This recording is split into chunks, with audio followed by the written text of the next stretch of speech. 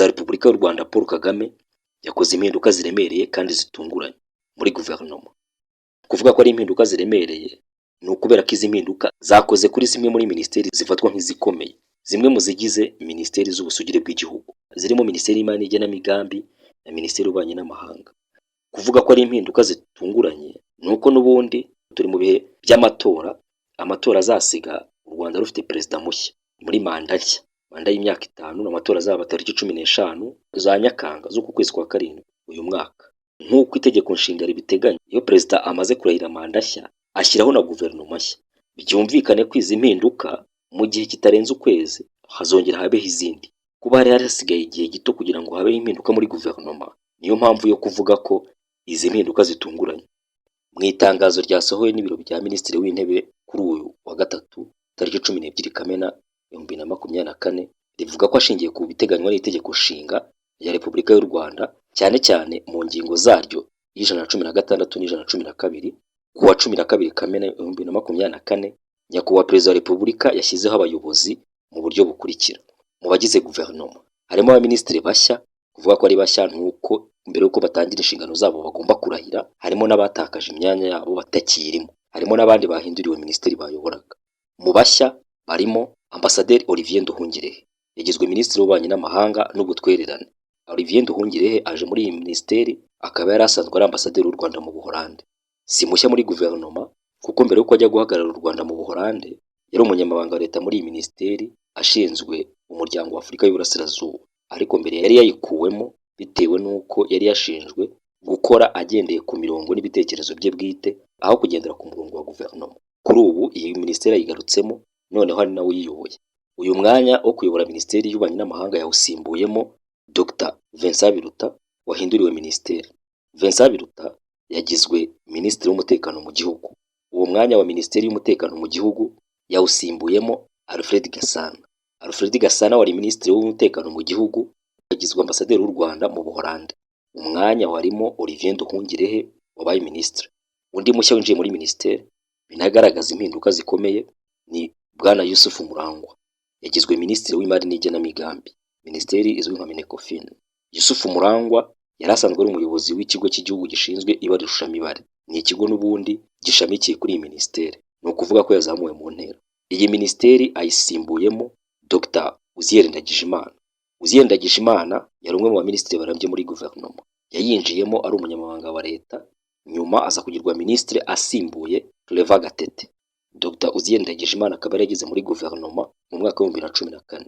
Kuza kwa Murangwa Yusufu n'igenda rya Uzziel Ndagijimana rije rikurikira igenda iyirukanwa ry'uwari umunyamabanga wa leta muri iyi minisiteri, Jeanine Munyeshuri, wari ushinzwe ishoramari rya leta no kwegeranya umutungo. Ibi bigatera kwibaza izi mpinduka ziremereye gutya, bigaragara ko abari bayoboye iyi minisiteri bashobora kuba bafite amakosa, ari ikintu kitari cyiza bakoze gituma bamwe muri bo birukanwa nka Jeanine Munyeshuri ndetse n'uwayoboraga Dr Uzziel Ndagijimana agasimbuzwa. Mu ikipe bakoranaga uyisigayemo ni Richard Tushabe, umunyamabanga muri iyi minisiteri y'imari n'igenamigambi ushinzwe umutungo wa leta. Yusufu Murangwa ntabwo yaje muri iyi minisiteri wenyine, kuko iyi minisiteri yahawe n'umunyamabanga mushya ushinzwe ishoramari rya leta no kwegeranya imari, Madame Mutesi Linda Rusagara, akaba asimbuye Jeanine Munyeshuri uherutse kwirukanwa. Madame Mutesi Rusagara yarasanzwe ari umuyobozi w'ikigega Agaciro Development Fund. Mu bandi bashya binjiye muri guverinoma ni Madame Uwimana Console, yagizwe minisitiri w'uburinganire n'iterambere ry'umuryango. Minisitiri Uwimana Console mu ruhando yari asanzwe azwi nk'umuyobozi wungirije, ni ukuvuga Vice Chairperson w'umuryango wa RPF Inkotanyi. Uwimana Console yabaye umusenateri imyaka igera ku 8. Hagati y'umwaka wa 2011 kugera mu 2019, iyi minisiteri yahawe kuyobora ayisimbuyemo Dr Valentine Uwamariya. Dr Valentine Uwamariya akaba yahinduriwe imirimo, wahabwa kuyobora minisiteri y'ibidukikije. Minisiteri y'ibidukikije Dr Valentine Uwamariya yahawe kuyobora yari isanzwe iyoborwa na Dr Jeanne d'Arc Mujawamariya. Dr Jeanne d'Arc Mujawamariya wayoboraga minisiteri y'ibidukikije nawe yahinduriwe inshingano, ahabwa kuyobora minisiteri y'abakozi ba leta n'umurimo. Iyi minisiteri y'abakozi ba leta n'umurimo yari isanzwe iyoborwa na Professeur Bayisenge Jeannette. Yavuye muri guverinoma kandi nta wundi mwanya yahise ahabwa. Undi wahinduriwe minisiteri yayoboraga ni Minisitiri Vincent Biruta. Dr Vincent Biruta yayoboraga minisiteri y'ububanyi n'amahanga ubu niwe uyoboye minisiteri y'umutekano mu gihugu. Vincent Biruta akaba akomeje guca agahigo kuko umwe mu banyarwanda bamaze kuyobora minisiteri nyinshi, zirimo kuba yarabaye minisitiri w'uburezi, minisitiri w'umutungo kamere, minisitiri w'ibidukikije, minisitiri w'ububanyi n'amahanga, none ageze no muri minisiteri y'umutekano mu gihugu. Si izo minisiteri gusa Biruta yayoboye, kuko hambere yayoboye na minisiteri y'ubuzima. Undi mushya winjiye muri guverinoma ni bwana Olivier Kabera. Olivier Kabera akaba yagizwe umunyamabanga wa leta muri minisiteri y'ibikorwa remezo, akaba yari asanzwe ari umuyobozi w'ikigo Masefield Ventures muri Central Africa. Iyi Masefield Ventures ni ishami rya Crystal Ventures rikorera hanze y'u Rwanda. Crystal Ventures akaba ari kimwe mu bigo bikomeye bikora ubucuruzi hano mu Rwanda, kuko gikorera mu ngeri nyinshi zitandukanye. Izo ni izo mpinduka zabaye muri guverinoma, harimo abaminisitiri bayisohotsemo barimo Dr Uzziel Ndagijimana wari minisitiri w'imari n'igenamigambi, hari kandi Profeseri Bayisenge Jeannette wari minisitiri w'abakozi ba leta n'umurimo, na Alfred Gasana wari minisitiri w'umutekano mu gihugu. Abandi bahinduriwe inshingano n'abandi bashya nk'uko tumaze kubisesengura haruguru. Hari kandi abandi bayobozi bashyizweho mu buryo bukurikira. Hari Aimable Havugiyaremye wagizwe umunyamabanga mukuru w'urwego rw'igihugu rushinzwe iperereza n'umutekano. Havugiyaremye Aimable yari asanzwe ari umushinjacyaha mukuru. Havugiyaremye umwanya wo kuba umushinjacyaha mukuru yawusimbuwemo na Madame Angelique Habyarimana, akaba yagizwe umushinjacyaha mukuru. Madame Angelique Habyarimana yari asanzwe ari umushinjacyaha mukuru wungirije, ni ukuvuga ko we yazamuwe mu ntera.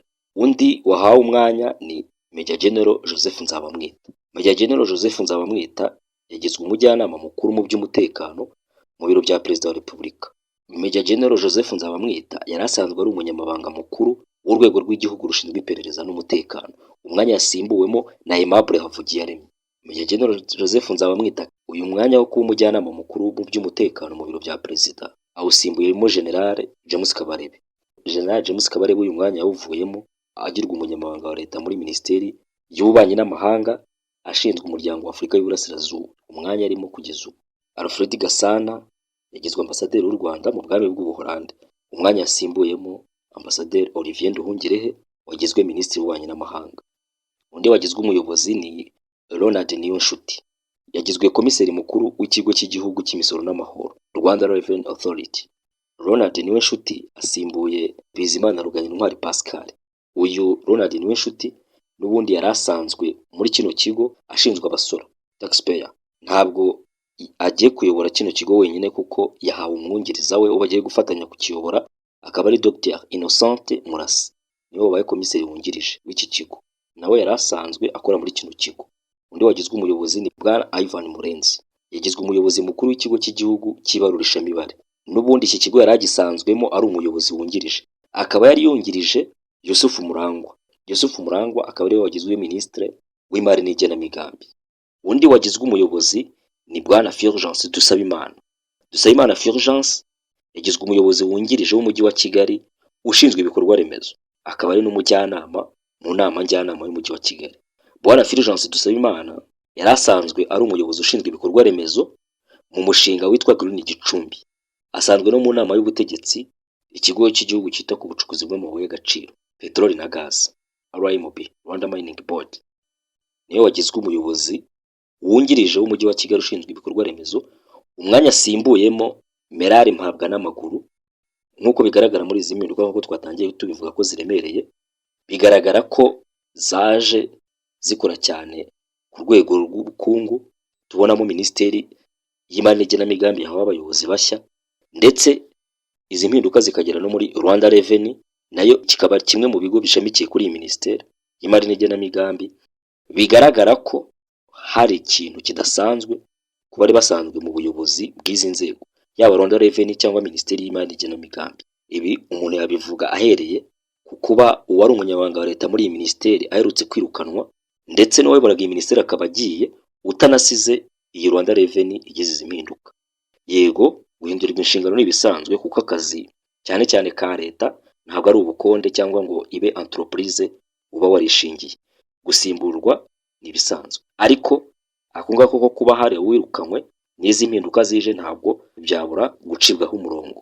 Izindi mpinduka nazo umuntu yakibazaho ni igenda rya Minisitiri Profesa Bayisenge Jeannette wari uherutse guhindurirwa minisiteri, aho yari minisitiri w'iterambere ry'umuryango MIJEPROF agashyirwa muri minisiteri y'abakozi ba leta n'umurimo, none mu gihe abandi bahinduriwe we akaba ayikuwemo.